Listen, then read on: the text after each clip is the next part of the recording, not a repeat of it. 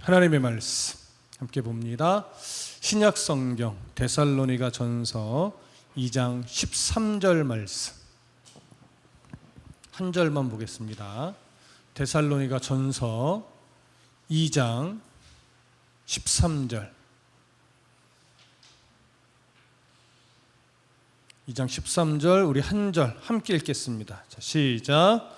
이러므로 우리가 하나님께 끊임없이 감사함은 너희가 우리에게 들은 바 하나님의 말씀을 받을 때에 사람의 말로 받지 아니하고 하나님의 말씀으로 받음이니 진실로 그러하도다. 이 말씀이 또한 너희 믿는 자 가운데서 역사하느니라. 아멘. 바울은 복음을 듣고 회심한 데살로니가 교회 성도들이 이제 막 하나님을 알게 된 상태였기 때문에 그들에게 경제적인 부담을 주지 않기 위해서 밤낮으로 일하며 생활비를 스스로 조달했습니다. 물론 밤낮으로 일한다고 해서 하나님의 말씀을 전하는 일에 게을리한 것도 아니었습니다. 열심히 일했고 열심히 하나님 말씀을 준비하여 바르게 전하는 일에 최선을 다했죠. 바울은 이렇게 성실하게 그리고 흠없이 살기 위해서 노력했던 그 삶의 흔적들에 대해서 데살로니가 성도들도 직접 본 증인이며 하나님도 이러한 자신의 삶의 증인이라고 담대하게 말했습니다. 이렇게 데살로니가 교회 성도들을 위해서 애쓴 바울은요, 데살로니가 교회 성도들이 이 사랑으로 인해서 하나님 앞에 합당하게 살아가기를 간절히 바랬습니다. 그리고 그렇게 살아내기 위해서 데살로니가 교회 성도들에게 늘 아버지처럼 권면하고 또 위로하고 때로는 책망하기도 했다라고 합니다. 이제 바울은 데살로니가 교회 성도들이 이렇게 복음을 받은 태도 그리고 앞으로 그 말씀이 그들 가운데 어떻게 역사했는지 이 부분에 대해서 이야기를 할 텐데 오늘 본문의 이 구절은 그들이 말씀을 어떤 태도로 받았는지 이 부분에 대한 강조입니다. 13절을 다시 한번 볼까요? 2장 13절 함께 읽습니다. 시작. 이러므로 우리가 하나님께 끊임없이 감사함은 너희가 우리에게 들은 바 하나님의 말씀을 받을 때에 사람의 말로 받지 아니하고 하나님의 말씀으로 받음이니 진실로 그러하도다. 이 말씀이 또한 너희 믿는 자 가운데서 역사하느니라. 자, 이 구절을 보시면 이러므로 우리가 하나님 앞에 끊임없이 감사함은 이런 표현으로 시작을 하거든요. 이건 어떤 의미냐면 앞에서 1장 2절에서 바울이 또 언급을 했던 것처럼 데살로니가 교회 성도들의 모습을 듣고 확인해 보니 바울 자신이 하나님 앞에 감사하지 않고서는 도저히 견딜 수 없다. 이런 의미예요. 이런 건 사실은 저도 종종 경험을 합니다. 무슨 말이냐면 성도들의 삶을 보고 또 삶의 이야기를 들을 때요, 하나님 정말 감사합니다. 이런 고백이 안 나올 수가 없는 그런 모습들도 있어요. 청년들에게서 그런 감사의 모습을 찾기도 하고 우리 장년부에서도 그런 감사의 모습을 찾기도 하고 우리 장로님들이나 권사님들의 이야기 속에서도요, 이야 정말 말씀이 역사하니까 저런 고백을 하는구나. 하나님 정말 제가 감사하지 않고서는 견딜 수가 없습니다. 이런 마음이 들 때가 있거든요. 근데 그런 경험을 하고 있는 저보다도 훨씬 더 깊은 감사를 지금 바울이 하고 있는 거예요. 그런데 특별히 바울이 하나님 앞에 감사하는 내용이 여러 가지가 있는데 그 중에 오늘 지금 본문에서 강조하는 감사의 내용이 뭐냐면 너희가 우리에게 들은 바 하나님의 말씀을 받을 때에 사람의 말로 받지 아니하고 하나님의 말씀으로 받음이니 이렇게 말해요. 바울을 통해서 복음을 듣고 바울을 통해서 하나님의 말씀을 배울 때요, 그걸 사람의 말이나 어떤 철학적인 자기 신념이라고 생각하지 않고 바울을 통해서 주어지는 하나님의 말씀이구나 이렇게 들었다라고 하는 거예요. 그렇다면 우리가 먼저 생각할 것이 뭐냐면 하나님의 말씀을 받을 때 사람의 말로 받는다는 것은 어떤 의미일까요? 사람의 말로 받는다. 어쩌면 여러분들도 본의 아니게 저를 통해 증거되어지는 이 하나님의 말씀을 그냥 사람의 말로 받을 때도 있을 것 같아요. 그럼 사람의 말로 받는다는 것이 무엇이냐? 여러분 잘 들어보세요. 예배를 드리고 찬송하고 하나님의 말씀을 설교라고 하는 어떤 이 형식적인 틀을 통해 우리가 들을 때 하나님의 뜻을 알고자 하는 그 간절함의 태도가 없다면 그냥 예배 시간에 빠질 수는 없고 이태희 목사님이 오늘 설교 좀 짧게 해주시려나 뭐 이런 생각만 하고 듣는다면 기본적으로 그것은 하나님의 말씀으로 들을 태도가 안 되어 있는 거예요. 비록 말은 이태희 목사가 전하지만 하나님이 이태희 목사를 통해 오늘 나에게 어떠한 말씀을 줄까? 바울이 고백했던 것처럼 아버지처럼 어떤 권면을 또는 아버지처럼 어떤 위로를 또는 아버지처럼 어떤 책망을 줄까? 이런 기대를 갖고 듣고자 하는 태도를 먼저 가져야 돼. 이게 하나님의 말씀으로 듣고자 하는 태도인데 이런 마음이 없이 그냥 습관적으로 멍하니 앉아 있다면 일단 하나님의 말씀으로 듣는 일에는 첫 단추를 잘못 끼는 거예요.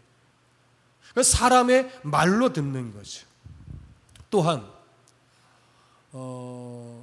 말씀을 들을 때, 설교를 들을 때요, 오늘은 내가 듣고 싶어하는 말을 해줄 것인가? 이런 듣고자 하는 기대를 먼저 한다면 이건 좀 위험할 수 있어요. 물론 사람이 어떤 상황이나 형편에 따라서 하나님, 오늘은 제 마음이 지금 이렇게 힘듭니다. 이 힘든 이 마음에 하나님 좀 이런 말씀 주세요라고 기대할 수 있겠죠. 그게 틀렸다 이것은 아닌데 위험해요. 왜냐하면 내가 듣고 싶은 말을 정해놓고 귀를 열면 하나님이 정말 필요한 말을 주시려고 할 때 그 말에는 귀가 닫혀져 있을 수가 있어요. 그러면서 그냥 내 마음에 합한 이야기가 딱 들릴 때 그때만 귀가 열릴 수 있거든요. 그러면 하나님의 말씀이 편협되게 또는 왜곡되게 들려질 가능성이 있어요. 그래서 저는 개인적으로 여러분들 내가 오늘 어떤 말씀을 하나님께 들어야 되겠다 이런 기대를 버리고 우리는 어떤 기대를 해야 되냐면 하나님이 뭐라 말씀하시든 하나님 제가 그걸 튕겨내는 것이 아니라 어떤 말씀이든 귀를 열고 마음을 열어서 다 하나님의 말씀으로 받을 수 있도록 도와주십시오.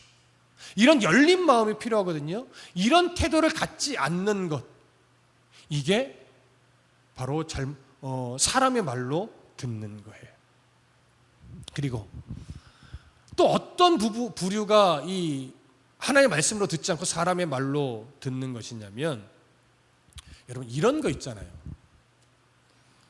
요즘 이제 SNS가 너무 발달하다 보니까 얼마 전에 TV에서 잠깐 스쳐 지나가듯 본 것 중에 하나가 다큐멘터리 중에 한 부분이었는데 SNS 상에 텍스트만 가지고 글자만 가지고 조회수를 늘리는 방법 뭐 이런 게 있더라고요.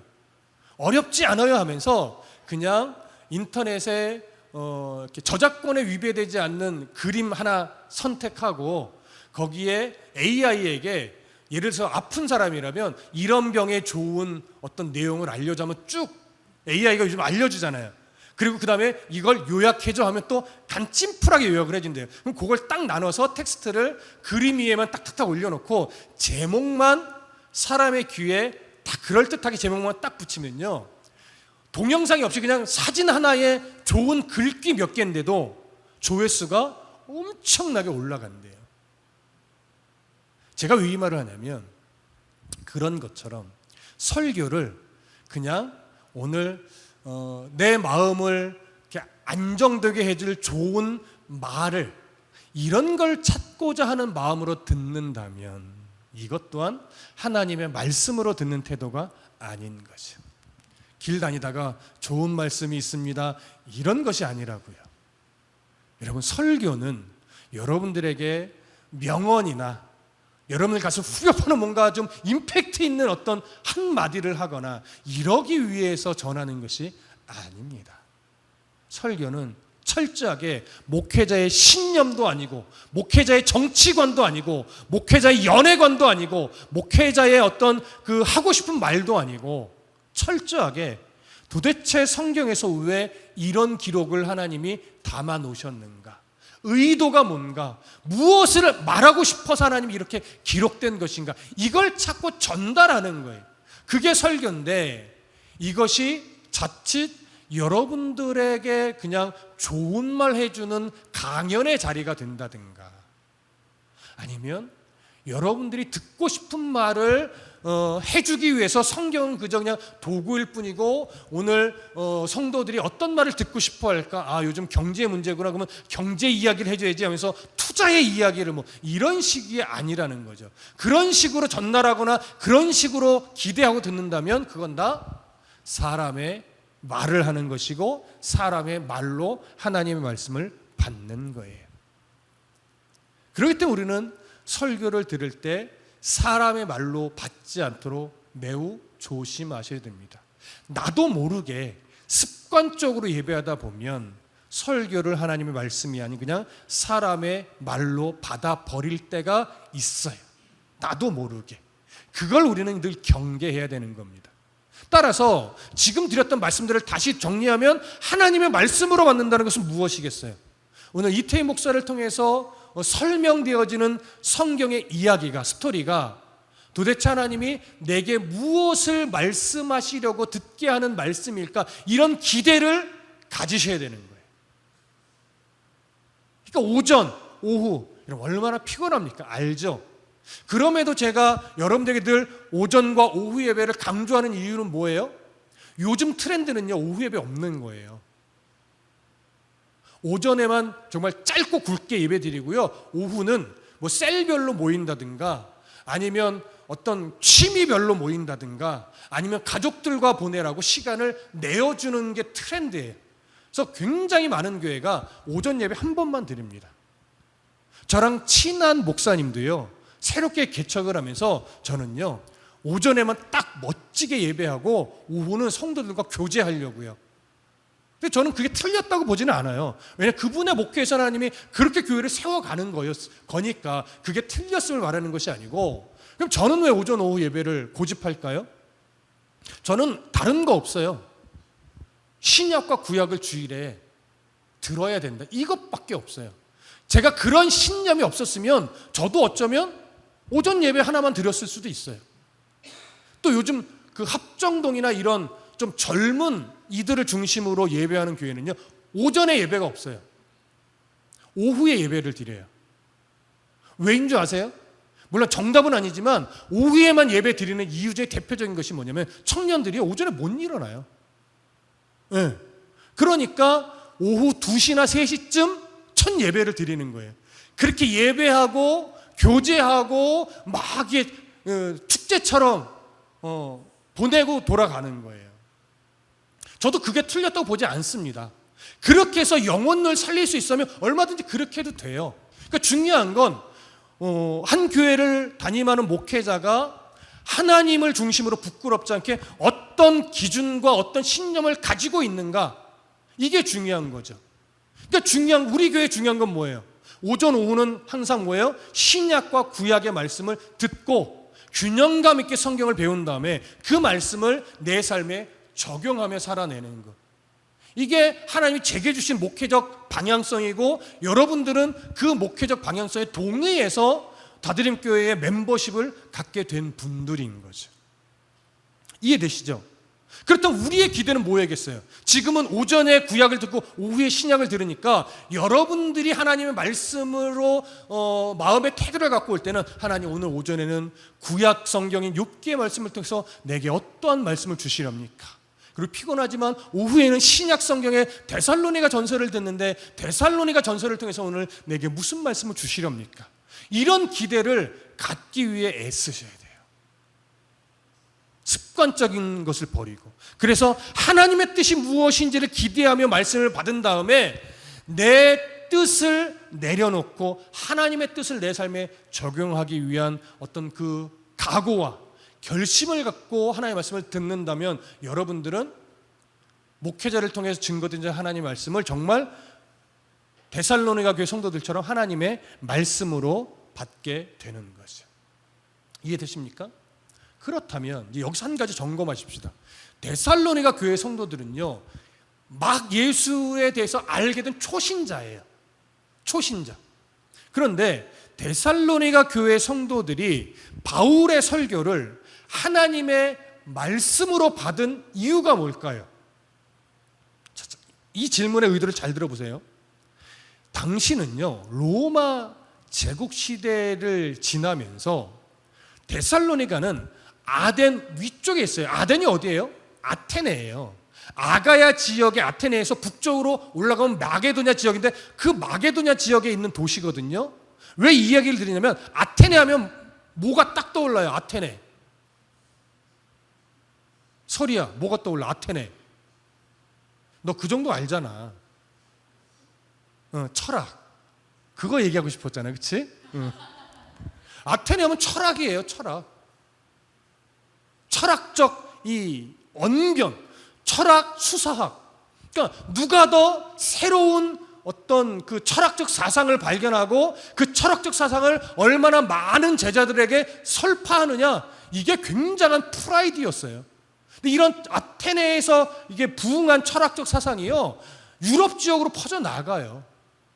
그만큼 누군가가 새로운 사상을 가지고 와서 전하면요, 그 말이 내 마음에 흡족할 때는 막 돈도 갖다 바치는 것이 당시 문화였어요. 그런데 잘 들으세요. 데살로니가 교회의 성도들은요, 바울의 말을 새롭게 등장한 철학적 사상으로 받지 않았다는 거예요. 바울의 제자가 되는 게 아니에요. 하나님의 말씀으로 받았어요. 이건 차원이 완전히 다른 거예요. 하나님의 말씀으로 받았다는 건 뭐냐면요, 그 당시 만연했던 다신주의적 사상들을 버리고 유일신으로 하나님을 섬기며 유일하신 신의 말씀으로 바울의 설교를 들었다는 거예요. 이건 여러분들 뭐 그렇구나로 봤지만 당시 문화 속으로 들어가 보면요, 이건 대단한 거예요. 모든 무당을 따라다녔던 거, 절에 갔던 거, 이런 것들 싹 한 번에 정리하고, 정말 신이란 존재는 여호와 하나님 한 분밖에 없구나, 그걸 인정하면서 바울의 말을 살아있는 신적 존재의 말로 받아냈다는 거예요. 이게 대단한 거죠. 그렇다면 바울이 전한 말을 어떻게 그런 살아있는 하나님의 말씀으로 그들이 받게 된 걸까요? 자, 바울의 이 탁월한 언변력이 그들의 이해를 정말 멋지게 이해를 도왔던 걸까요? 성경 한 구절 볼까요? 고린도후서 10장 10절 찾아보십시오. 신약 성경 고린도후서 10장 10절.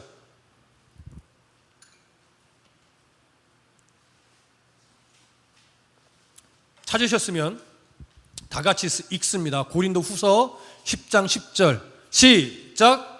그들의 말이, 그의 편지들은 무게가 있고 힘이 있으나 그가 몸으로 대할 때는 약하고 그 말도 시원하지 않다 하니. 이게 무슨 의미인지 아세요? 고린도 교회 성도들이요, 바울에 대해서 말하는 거예요. 참 이상해. 바울은 편지를 들으면 그 편지의 글에 힘이 있고 논리가 정확하고 이해가 팍팍 되는데 막상 얼굴을 대면하고 설교를 들으면 시원하지 않대요. 도대체 무슨 말을 하는지 모르겠다는 거예요. 여러분 그거 아세요? 뭐 신학교를 가고 뭐 대학을 다녀도 보면 책으로 너무 유명한 교수가 있어요. 저 교수 강의를 얼마나 잘할까. 근데 막상 가서 강의를 듣잖아요.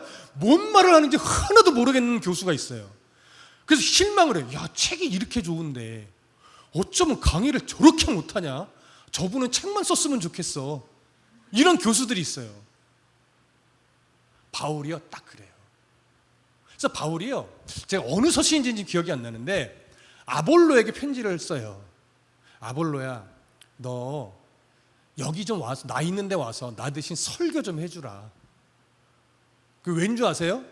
내가 설교하니까 이 성도들이 하나도 못 알아먹어. 그러니까 너 말을 잘하니까 네가 와서 내 대신 설교를 해주라. 나 좀 답답해 죽겠다. 이런 식으로 아볼로를 청할 때가 있었어요. 물론 그 아볼로가 왔는지 안 왔는지 모르겠어요. 그러니까 탁월한 면은요, 아볼로가 바울보다 훨씬 탁월해요. 신학적 깊이도 모자르지 않고요, 말도 조리 있게 얼마나 잘하는지 그야말로 학문적으로도 또 수사학적으로도 탁월했던 사람이 아볼로예요. 근데 바울은 글은 너무나 뛰어난데 말주변이 없어. 이게 바울이에요. 그런데 바울이 데살로니가 교회에서 설교를 하는데, 말씀을 가르치는데 성도들이 바울의 이 가르침을 하나님의 말씀으로 받았대요. 왜 이럴 수 있었을까요? 이건 분명 바울의 언변력이 탁월해서는 아니에요. 그 이유는 뭘까요? 하나밖에 없어요. 바울은요, 말하는 이 말의 실력은 많이 부족했을지 모르겠지만 바울의 장점은요, 그의 복음은 순전했어요. 사람의 사변이 전혀 없어요. 하나님의 뜻이 무엇인가, 복음에 담긴 하나님의 뜻만을 아주 순결하게 전하는 데 탁월했어요. 그렇다면 그 말씀에, 그 복음에 당연히 누가 역사할까요? 성령이 역사하시는 거예요. 그렇게 바울이 순전하게 복음을 전하고 그 순전한 복음에 하나님의 성령의 역사가 있으니까 데살로니가 교회 성도들은요, 하나님의 말씀을 바울의 말로 듣지 않고 하나님의 말씀으로 아멘하며 가슴으로 듣게 되었던 거예요. 그렇게 가슴으로 들으니까 그 말씀에 순종하는 역사가, 그리고 복음을 외면하지 않는 역사가, 동족들에 의해 탄압이 있고 유대인들의 회유가 있을지라도 거기에 끌려다니지 않을 수 있는 믿음의 역사가 일어난 거라고요. 왜 동족들이 탄압을 했겠습니까? 데살로니가 교회의 일부 사람들이요, 예수를 믿게 되면서 그동안 함께 섬겼던 우상들을 다 끊어버리는 거예요. 쟤네들이 왜 저래? 어제까지 나랑 같이 저 신상에 절하던 놈이 이제는 그걸 다 끊어내고 바울이라는 사람이 이 혼란스럽게 만드는 그 주범인 사람과 함께 어울리더니 아예 다른 사람이 됐네 하면서 인정하는 것이 아니고 공격을 하는 거죠. 그러다가 또 공격에 힘겨워지니까 그 옆에서 이제 그걸 바라보던 유대교 사람들이 그러니까 우리 유대교로 와, 회유를 하는 거예요. 근데 거기에 데살로니가 교회 성도들이요, 안 넘어가는 거예요. 믿음을 지켜내는 거예요. 그리고 들었던 하나님의 말씀을 견고하게 마음에 새기고 기도하며 말씀을 서로 나누며 그렇게 신앙을 지켜내고 있었던 거죠. 그래서 바울이요, 오늘 본문에서 이렇게 말하는 거예요. 오늘 본문 그 중간 아랫부분에 보시면 사람의 말로 받지 아니하고 하나님의 말씀으로 받음이니 진실로 그러하도다. 이 말씀이 또한 너희 믿는 자 가운데서 뭐했다? 역사하느니라. 그러니까 바울은요, 자신이 하나님의 말씀을 전했지만 그 성도들 가운데 역사한 것은 자신의 말주변이 아니고 하나님의 말씀이라고 정확하게 이야기를 하는 거예요.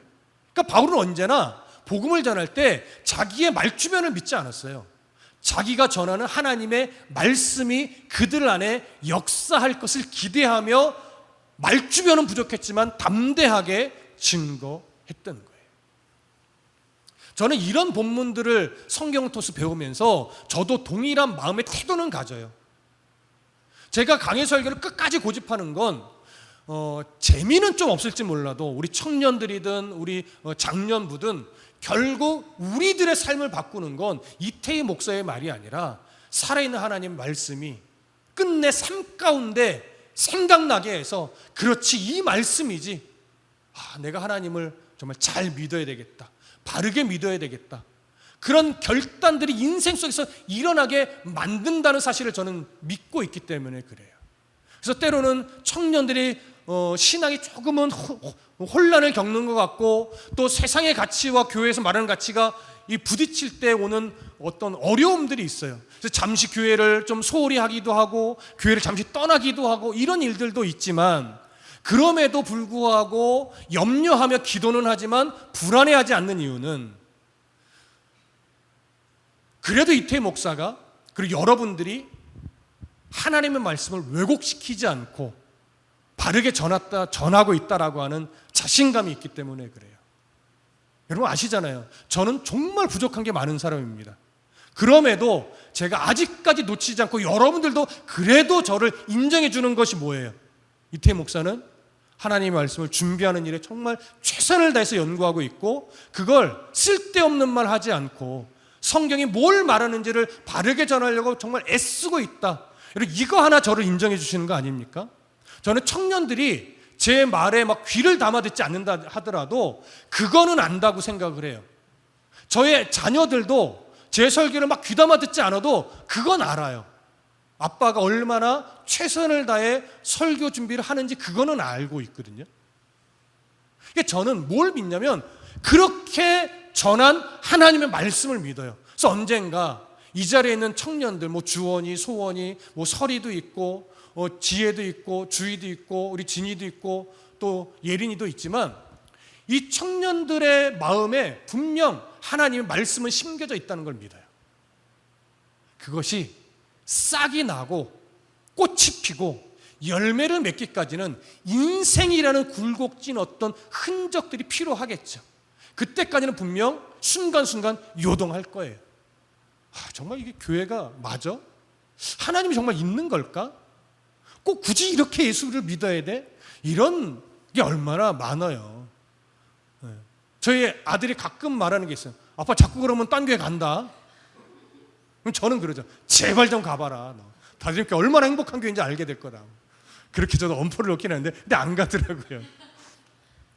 여러분, 우리가 목회자든 부모든 말씀을 심었다면요, 그 다음부터 의지할 건 하나님밖에 없어요.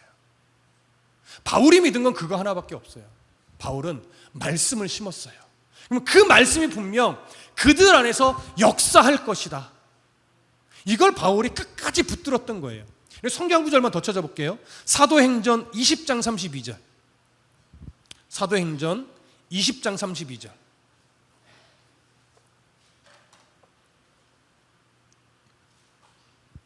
자, 찾으셨으면 함께 읽겠습니다. 사도행전 20장 32절 시작. 지금 내가 여러분을 주와 및 그 은혜의 말씀에 부탁하노니 그 말씀이 여러분을 능히 든든히 세우사 거룩하게 하심을 입은 모든 자 가운데 기업이 있게 하시리라.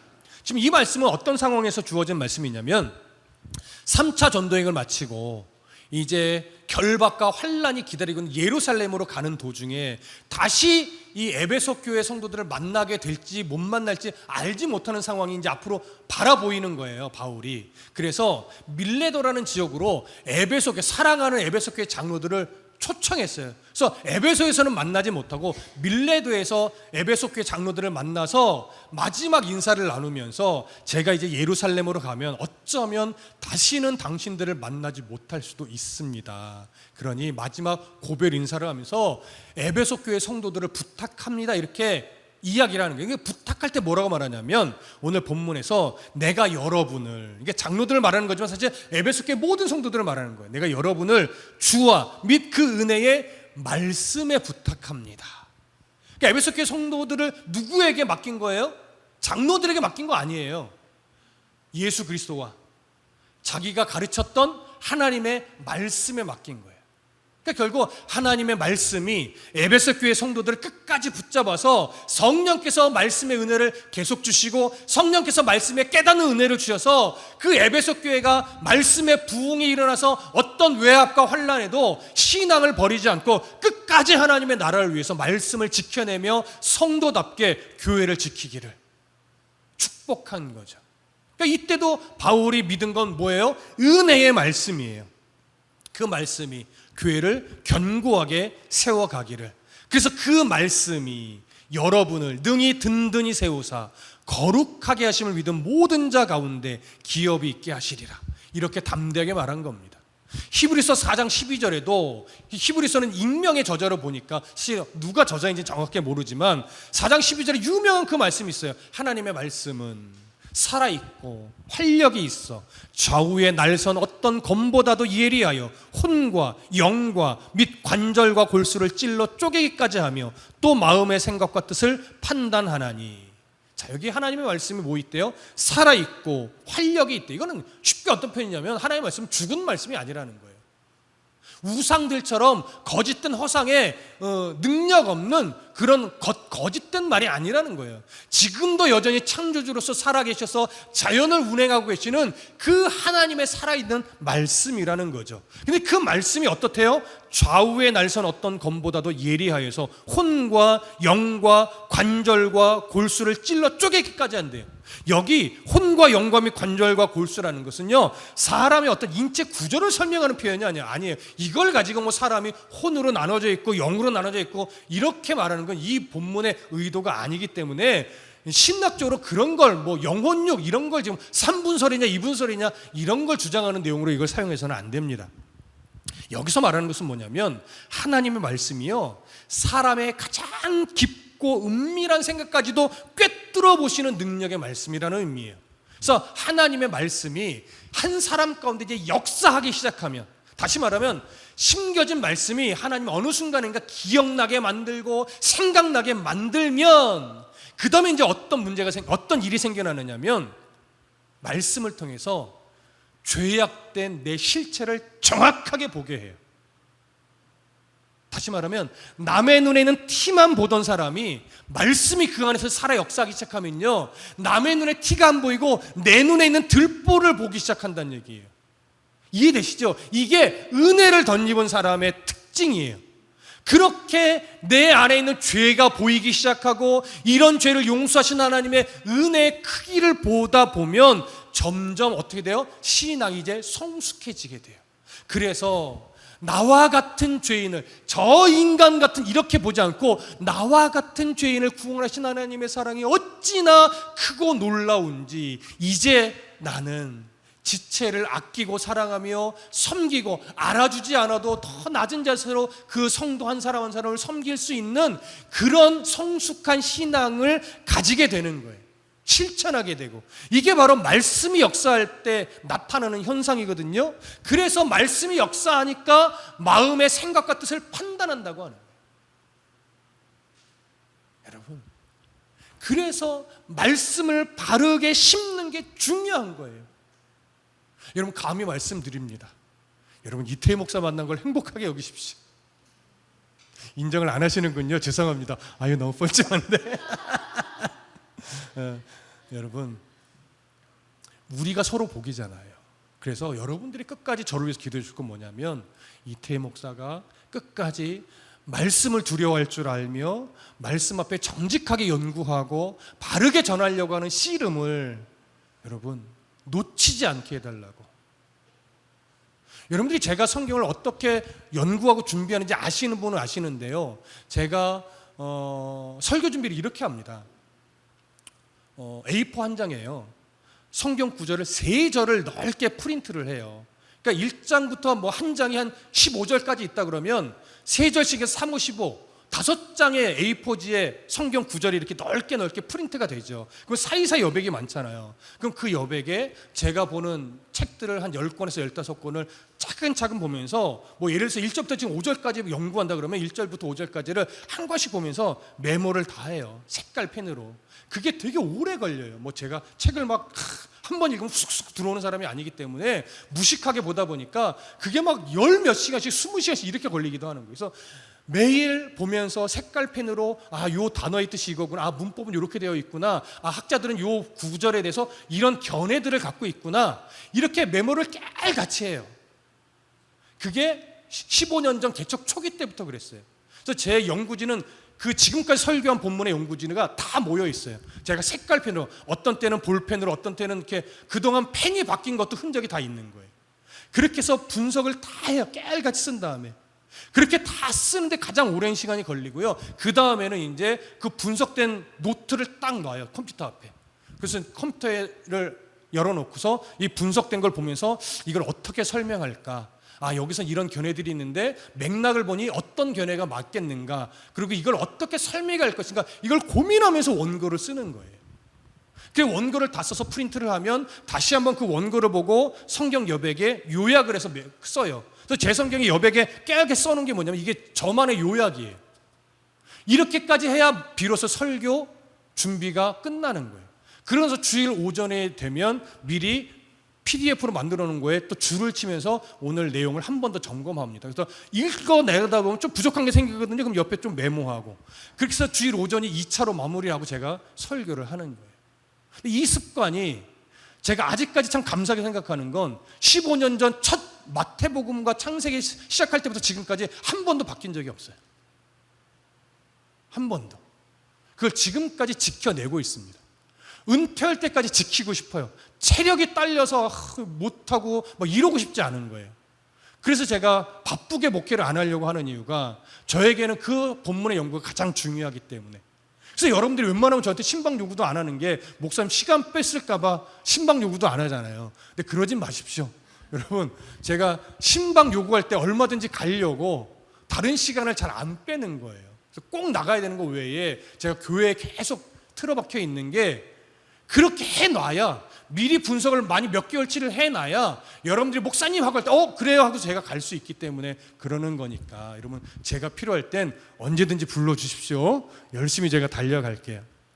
자, 그래서 왜 그렇게 하느냐, 저 또한 목회는 하나님 말씀을 바르게 심는 거다, 이런 저에게 주신 신념 때문에 그래요.